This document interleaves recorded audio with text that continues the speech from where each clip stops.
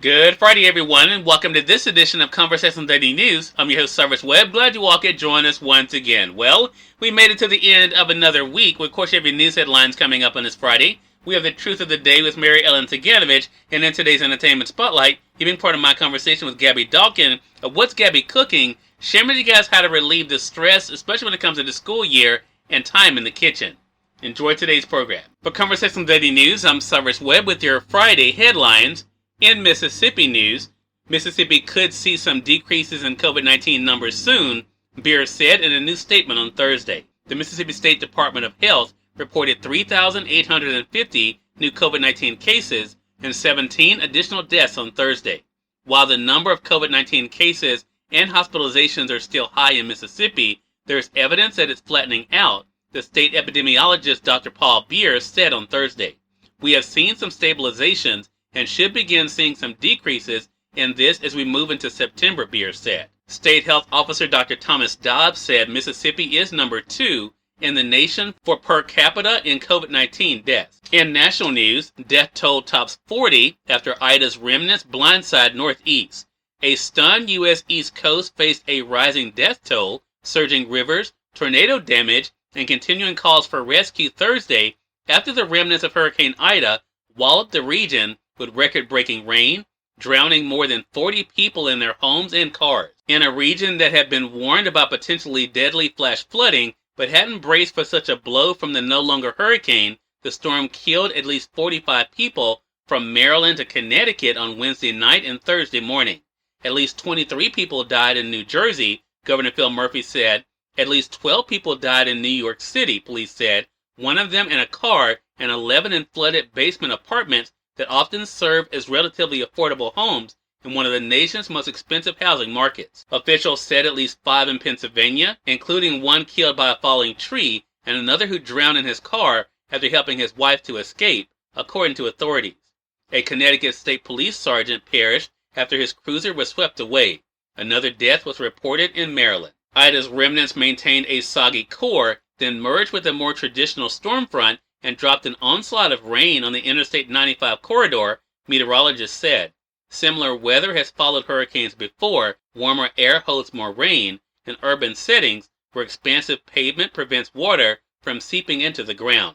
The National Hurricane Center had warned since Tuesday of the potential for significant and life-threatening flash flooding and moderate and major river flooding in the Mid-Atlantic region and New England. In more national news, ex-prosecutor indicted for misconduct in Ahmaud Arbery case. A former Georgia prosecutor was indicted Thursday on misconduct charges alleging she used her position to shield the men who chased and killed Ahmaud Arbery from being charged with crimes immediately after the shooting. A grand jury in coastal Glenn County indicted former Brunswick Judicial Circuit District Attorney Jackie Johnson on a felony count of violating her oath of office and hindering a law enforcement officer, a misdemeanor.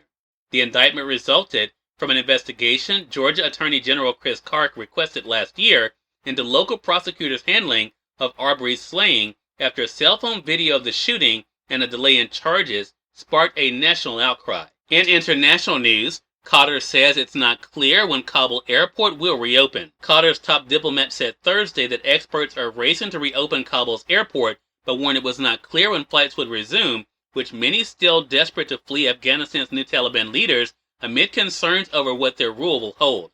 In the wake of their rapid takeover, the Taliban have sought to calm those fears, including pledging to let women and girls attend school and allow people to travel freely. But many are skeptical, and Britain's Prime Minister stressed the importance of engaging with the new rulers to test their promises. In business news, millions to lose jobless aid as claims fall to pandemic low. Millions of jobless Americans who have depended on federal unemployment aid as a financial lifeline are about to lose those benefits just as the Delta variant of the coronavirus poses a renewed threat to the economy and the job market. 2 programs, one that provides jobless aid to self-employed and gig workers, the other to people who've been unemployed for more than 6 months, will expire on Monday. As a result, 8.9 million people will lose those weekly benefit payments, according to an estimate by Oxford economists. The number of people applying for jobless aid dropped 14,000 last week to 340,000. The Labor Department said Thursday, to the lowest level since the pandemic struck, in March of last year. And finally, in more business news, stocks shake off an afternoon stumble to end modestly higher. The stock market recovered from an afternoon stumble Thursday and ended with some modest gains, enough to mark more record highs for the S&P 500 and the Nasdaq Composite. The S&P 500 rose 13 points or 0.3% to 4,537, topping a record set on Monday. The Dow Jones Industrial Average rose 131 points or 0.4% to 35,444. Cyrus Webb, Conversations Daily News. It's on time for the Truth of the Day with Mary Ellen Ciganovich. Mary Ellen, it's all yours. Hi, this is Mary Ellen with your Truth of the Day. Make your life a great adventure of passion and joy. Your life can become a great adventure of passion and joy when you open your mind to exploring new ideas and experiences. A desire to break free from your usual routine is your signal you need more excitement in your life. When you choose to open your mind to new ideas, experiences, and opportunities, you add fresh energy to your life. This energizes and stimulates you. Every moment becomes an expression of your inner passion and your joy. Remember, an open mind is your key to feeling passionate about your life experiences. Today, feel free to pursue any activity that adds fun to your life. And remember, enjoy the day. Gabby Dawkins is featured in today's Entertainment Spotlight right here on Conversation Daily News. For Conversation Daily News, I'm Cyrus Webb with the Entertainment Spotlight. Gabby Dawkins of What's Gabby Cooking joined me recently on Conversations Live, the radio show, to share with you all some tips that can make this school year a little less stressful for the family. Here's a bit of our conversation. How will this school year be more stressful, though, for parents than normal? Yeah, so a lot of people are balancing working from home, getting their kids back to school, coming off of summer. There's just always so much juggling going on at this time of the year. So we have 3 incredible recipes to talk about today, more if you want, about making everyone's lives a little bit easier when it comes to dinner time. Love that. And I think I mentioned, of course, what the National Pork Board is doing to offer some solutions there. How did the National Pork Board, Gabby, come up with this list? Right. So the National Pork Board did a survey all across our country and came up with the top pork recipes for each state. So today, you can't see this because we're on radio, but I have in front of me these incredible ham pockets, which are literally just deli sliced ham, veggies, and you can add hummus or pesto and stuffed into a pita. And then I've got some pepperoni rolls, which are basically pizza rolls. Who doesn't love pepperoni?